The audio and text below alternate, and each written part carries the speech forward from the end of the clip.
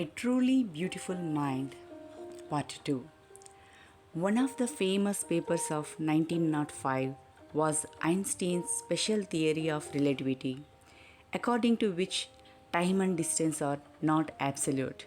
Indeed, two perfectly accurate clocks will not continue to show the same time if they come together again after a journey if one of them has been moving very fast relative to the other.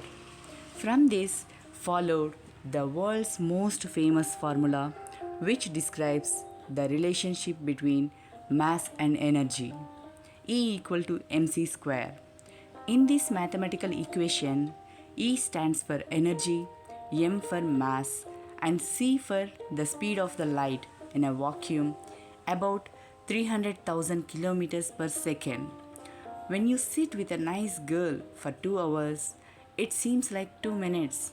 When you sit on a hot stove for 2 minutes, it seems like 2 hours. That's relativity. Albert Einstein. While Einstein was solving the most difficult problems in physics, his private life was unraveling. Albert had wanted to marry Mileva right after finishing his studies, but his mother was against it. She thought Mileva, who was 3 years older than her son, was too old for him. She was also bothered by Mileva's intelligence. She is a book like you, his mother said. Einstein put the wedding off. The pair finally married in January 1903 and had two sons. But a few years later, the marriage faltered.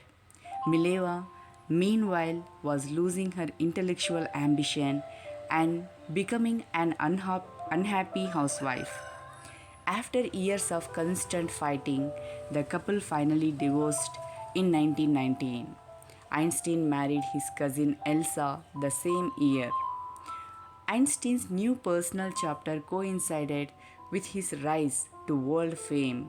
In 1915, he had published his general theory of relativity, which provided a new interpretation of gravity. An eclipse of the sun in 1919 brought proof that it was accurate. Einstein had correctly calculated in advance the extent to which the light from fixed stars would be deflected through the sun's gravitational field. The newspapers proclaimed his work as a scientific revolution. Einstein received the Nobel Prize for Physics in 1921. He was showered with honors and invitations from all over the world and lauded by the press. When the Nazis came to power in Germany in 1933, Einstein emigrated to the United States. 5 years later, the discovery of nuclear fission in Berlin had American physicists in an uproar. Many of them had fled from fascism, just as Einstein had, and now they were afraid the Nazis could build and use an atomic bomb.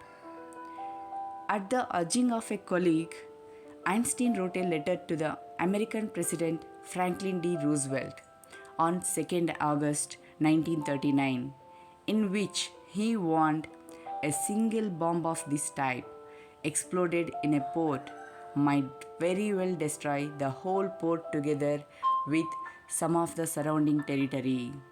His words did not fail to have an effect. The Americans developed the atomic bomb in a secret project of their own and dropped it on the Japanese cities of Hiroshima and Nagasaki in August 1945. Einstein was deeply shaken by the extent of the destruction. This time, he wrote a public missive to the United Nations. In it, he proposed the formation of a world government. Unlike the letter to Roosevelt, this one made no impact. But over the next decade, Einstein got ever more involved in politics, agitating for an end to the arms build-up and using his popularity to campaign for peace and democracy. When Einstein died in 1955 at the age of 76, he was celebrated as a visionary and world citizen as much as a scientific genius.